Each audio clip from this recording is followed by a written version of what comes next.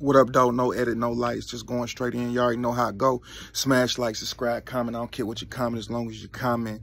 Do y'all see what's going on with Wack100, Tekashi 6ix9ine, Hassan Campbell? I know a lot of y'all like, man, why would Hassan Campbell step and record the videos? And that's what I thought at first, but you got to sit back and analyze things sometimes.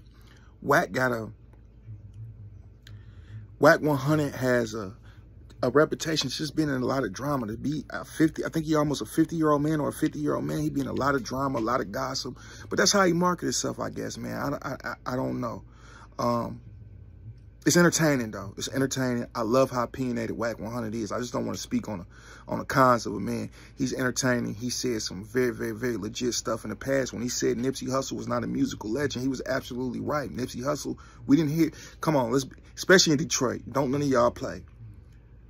90% of y'all ain't never heard of Nipsey Hussle album, or what. I don't hear guys in Detroit bumping Nipsey Hussle. I heard them bumping Roddy Ricch. I heard them bumping The Game, Snoop Dogg, Pac, Dre, Daz, Corrupt, Warren G. Nate. Like, Nipsey Hussle was not a musical legend until he passed away, and he had a phenomenal album. And he been making music like that, but that last album was completely crazy, and he was spitting. And then he changed up his style a bit.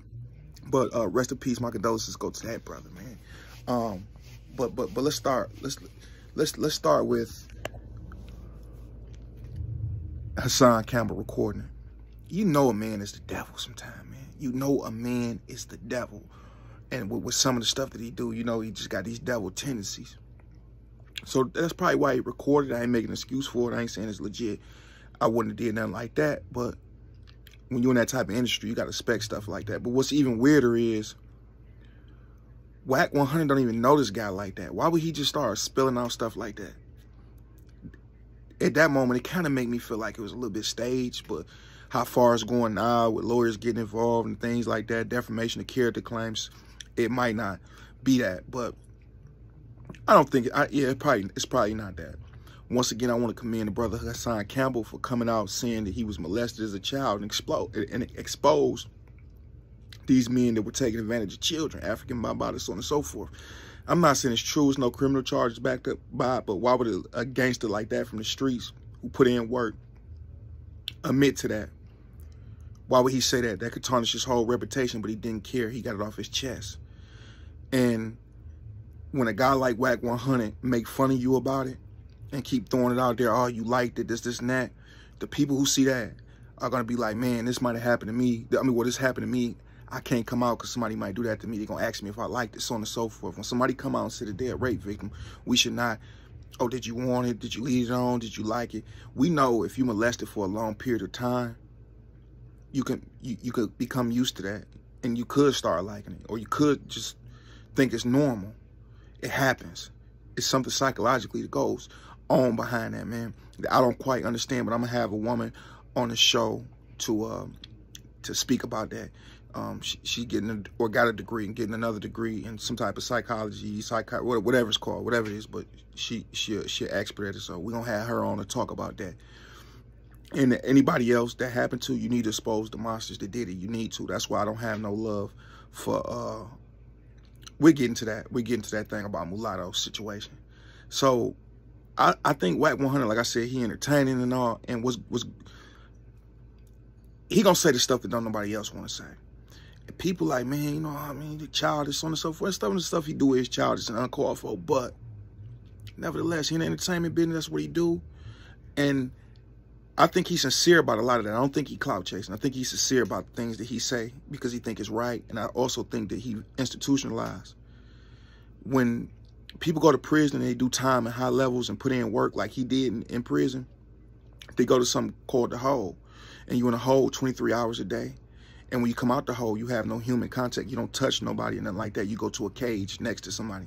Y'all might be able to touch hands, you know, through the cage or whatever, but you know, it's no. So what guys resort to is yelling out the bars or the doors and sell slum. Selling slum is this. When you, especially when you level 5, it happens in every hole, but in level 5, the slum is two guys, they cool. One guy wake up one day and be like, hey man, I seen you get beat up on the yard, knocked out, this and that. Knowing that the guy really beat whoever he got into it went up bad, horribly, did him dope, old, and dirty, but he'll just say that, then he'll say, hey, at the last joint you got knocked out, they took your stuff, and he'd crack a bunch of jokes. One guy might get real mad, and then start saying some true stuff about him, then they start saying true stuff about each other. Oh, your blood and fake, homie, your crip and fake, such as they'll argue for 30 minutes, an hour, 2 hours, everybody laughing, rolling, and then another hour later, they'll be cool. That's selling slum. That's what selling slum is. I think that's what Wack do. He's so used to being caught up in an environment where you got to be real, you got to be tough, you got to be official, you got to be opinionated to entertain people. So I think he institutionalized by that. So y'all got to understand that aspect of it too. And then when a guy do 10, 15 years in prison, you got to take that 10, 15 years off his maturity level, because you're only able to mature so much in prison. You know what I'm saying?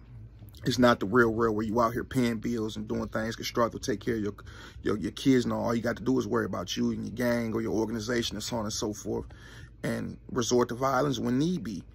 A bunch of politics. You know, people that have been in prison and been gang bangers and respected on the yard, they so into politics. Like I got a situation with a guy, he's so institutionalized, he always telling people, oh yeah, me and Bird Hill need to do this, we need to talk, or this and that, because I feel like this, because it's always Bird Hill over here doing his own thing. He ain't doing nothing over there, right? Nothing with you.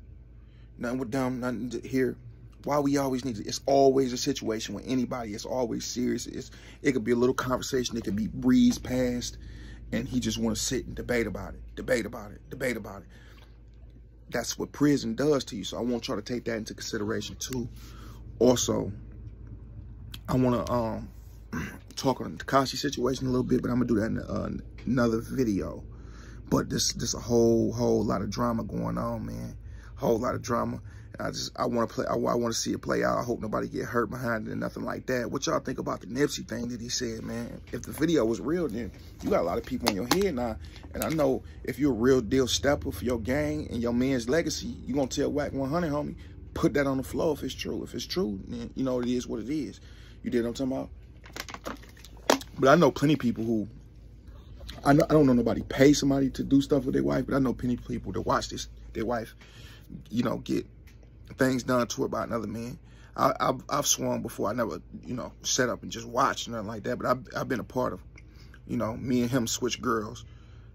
I switch his wife and my girlfriend, you know, same room, different room. I've been a part of that. And ain't nothing gay about that, but when you talking about, you know, and putting what he said, that's kind of weird. But I mean, like, if it wasn't no physical touching and nothing like that, then it is what it is. Ain't nothing to be embarrassed about swinging, man. And people who do it tend to enjoy it and love that type of lifestyle. Is different, man. Especially when you do it with somebody you love. I really vouch for two things in this life. There might be taboo to y'all: shrooms and swinging. Do it with your wife, man. Trust me. You enjoy it. That jealousy and love mix is crazy. Tell me what y'all think, man. Drop them comments down there, man. Peace. Big 5.